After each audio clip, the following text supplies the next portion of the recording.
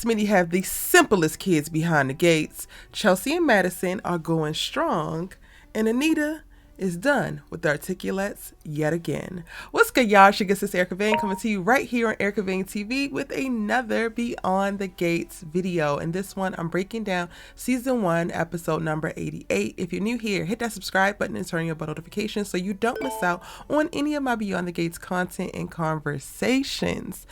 This episode gave very much so setup, and I wasn't necessarily mad at it. It wasn't one of my least favorite episodes. It just wasn't a ton going on. And I guess you can expect that after we get Nicole starting a melee at Orphy Jean's in the episode prior, right? So, let's go ahead and talk about it.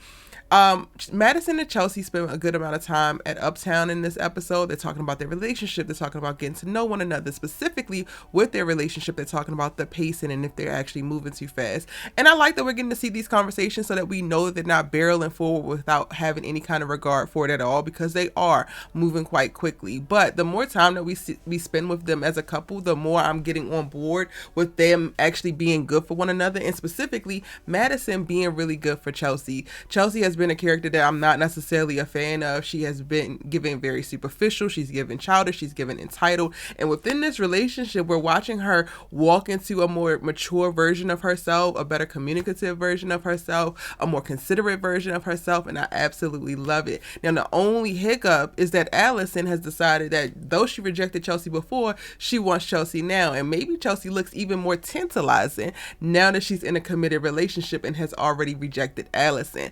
Child, when they're getting ready to leave their dinner, and they're at Uptown, I'm sorry, I think I said Orphy Jean's. When they get ready to leave their little dinner, lunch, whatever this is, Allison is over there watching them, and this is the thing that's going to create the tension in a rift, because it's very clear that they don't really have any issues. They haven't had any conflict. However, the ex, and ex is a big ass stretch, because honestly, it's really just your ex polyamorous sex partner who is still married to a quote unquote abusive man, can't stop lurking in the shadows pining after your ass. Chelsea, you gonna have to do a little bit more than tell this girl, no, I'm not interested, but wish you best of luck. Now, I'm not saying that you gotta go lay hands and feet like your aunt, but I think Allison is gonna be a person that needs you to be a little bit more aggressive with your rejection if she's actually going to take it as a rejection and as a hard no. Now, hopefully Chelsea doesn't wind up losing Madison in the process, because Madison has already been very vocal on how jarring it is to see Chelsea. Chelsea gets approached by fans to take selfies. Chelsea is always on. Chelsea wants to be on her phone immediately after they've been intimate. And all of that is very new. It's not the lifestyle that Madison lives. And I could only imagine the pressure and additional tension it's going to create for her to be dealing with the celebrity tied to Chelsea, dealing with all that comes with the glitz and the glam of Chelsea when she lives a very linear, seemingly basic to her point life as a neurologist. Like, girl, you're exceptional in your own right, but cool.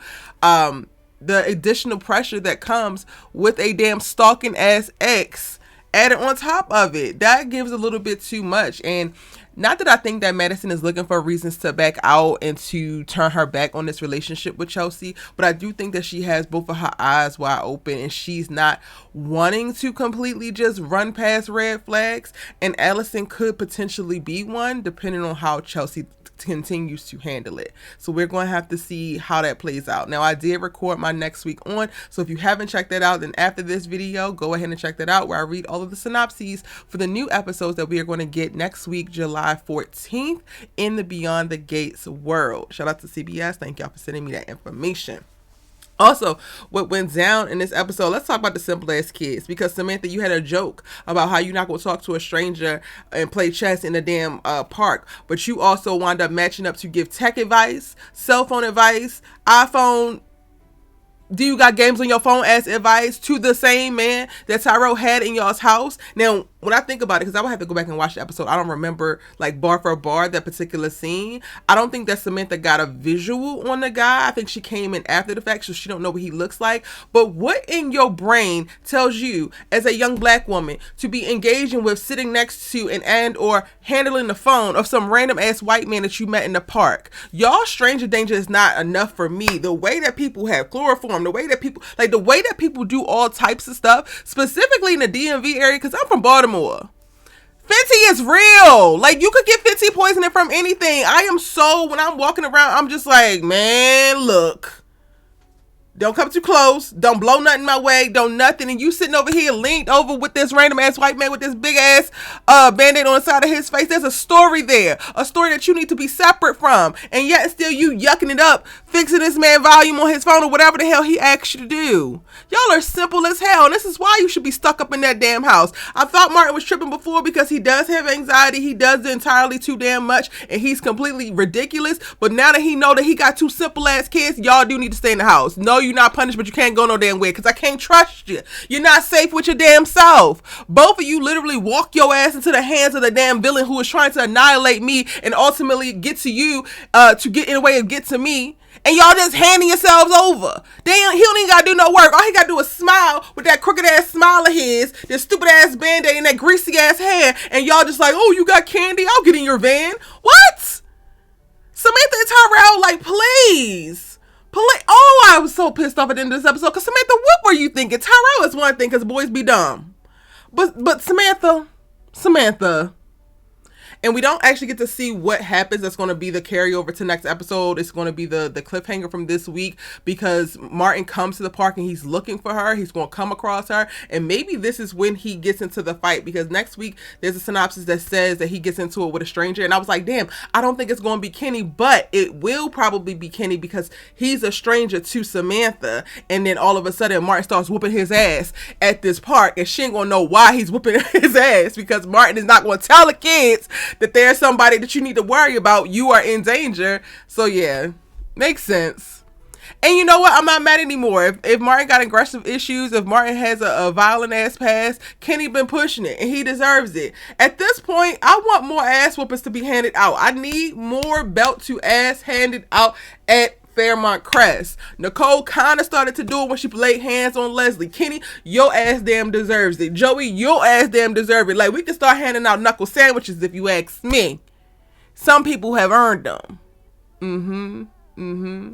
Now, also in this episode, we get a good amount of update with Anita. She's in Chicago at her hotel and she calls a meeting with the Articulates and she says that she wants to bring in a new choreographer to update their dance moves, to which they push back and they say that she's trying to be the boss. She's trying to be the leader. She's throwing her money around and I'm over it. I'm over it and I ain't even singing. I'm over it, can't hone a goddamn tune. Y'all can get y'all and go. I was not mad at Anita for throwing them out. Sharon was the first one to be like, you know what? Y'all do it without me. You are always willing to walk away. It's giving the moment that Anita, that you decided to get off your high horse, quote unquote, after you got your stuff off your chest about Anita. She got your hair done. That hair been laid ever since. Y'all nails been done ever since. Y'all makeup been done ever since. Because when you rolled your ass into the DMV area into Fairmont Crest to go see her, you look dusty. You was rolled hard and hung up damn wet. Now all of a sudden y'all asses is fabulous. And then every single time she brings up something y'all want to push back, every single time she makes a suggestion, y'all want to act like, oh, you trying to be the boss, oh, you trying to leave us, oh, you did all of this stuff in the past, are you over it or are you not? And I get that there's still feelings there, but y'all started this reunion and y'all agreed to do this thing because y'all wanted to progressively move forward. How the hell are y'all progressively moving forward while constantly throwing the past in her goddamn face while she's trying to make the future better? I can't even think of the other girl name because Sharon is the one who stick out to me the most. But the little small meek ass one, she want to talk about, oh, Sharon might not be right, but this is just the same and you done did this before and you done made certain decisions. What I struggle with is like Anita has been accountable. She pushed back. She was defensive at first. To me, maybe the delivery and how she delivered it initially, I'm calling the meeting. This is what we're going to do. That does feel like you're telling us what to do. But you hoes have no money. You hoes have no damn ideas. And the little meek and mild one wanted to say, oh, well, you don't have nothing at stake here. She spent all her money to put up front for this damn concert. So while, okay, she could take the loss, cool, and y'all actually need the money to survive, you ain't acting like it. Because when she bring up Beyonce and how Beyonce innovates and how Beyonce creates a story, how Beyonce builds a world, how Beyonce does a whole damn production, and she wants y'all to give that, y'all want to push back versus being like, you know what, hell yeah. You're not giving that this is it for you. You're not giving that you actually need this money. Because why are you pushing back on what's going to make the damn show better? Why are you, well, the dance moves that we had 30 years ago were fine then. This is not 30 years ago, ho. Are you serious? Like, y'all's logic don't even make no damn sense. And I was trying to go with you when you were saying, like, okay, you're just presenting this like you're the leader and like you're the boss. Okay, cool. She could pose it as a question. Would you guys be open to X, Y, and Z? I think that we can improve in this way and this way. But if you don't have no actual counterpoints, if you don't have no counter ideas, if you don't have nothing, you have no money to bring to the table, no goddamn ideas, and a stank ass attitude, then all you need to do is shut the hell up and go along with it. Because it feels like, even if you do feel like charity, it's the charity that y'all asses need, so you might as well take it, if you ask me.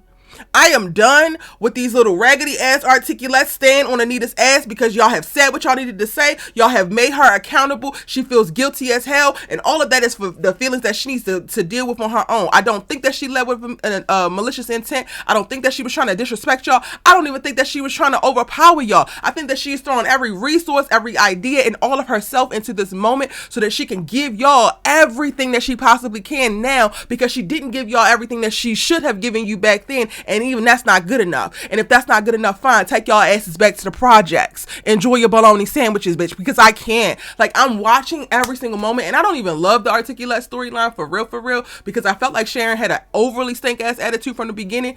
But watching them berate her in this episode really pissed me off, because it's like, this woman is damned if she do, she damned if she don't. And when Anita said, okay, well, y'all do the concert without me. Oh, you get to make the decision? She paying all the damn bills. That's what happens.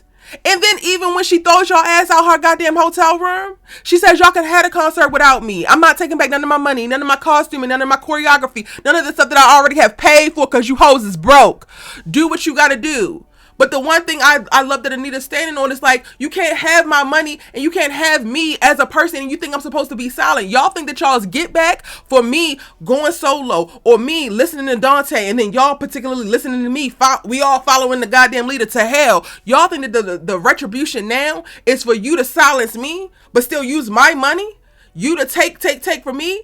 Versus actually us having an equitable situation and actually doing it right this time. When y'all met and y'all came to agreement to go forward with this, y'all was supposed to be going forward and doing it right the first time. Now it feels like y'all just trying to do to Anita what y'all felt like she did to y'all, and that's stupid. You're supposed to be grown ass women, and you acting like little ass kids. And I hate it for Anita. And I also hate it for you hoes, because this is, again, supposed to be y'all redemption journey. This is supposed to be you resurrecting the career that you were supposed to have. And you in here crying about not actually wanting to do the work while saying, oh, I did the work. Sharon, when you do the work. Because every time we see you, you start sharing your ass away, throwing a goddamn fit, talking about the past. That ain't work. And little Miss Girl, I don't even remember her name. When the hell are you doing the work? Because even for this meeting, you want to talk about some while we here, my manicure not dry. The manicure that Anita paid for? You hoes better stop playing. You hoes better stop playing. They made me mad, y'all. And I don't even go to bat for Anita like that, but she was not wrong.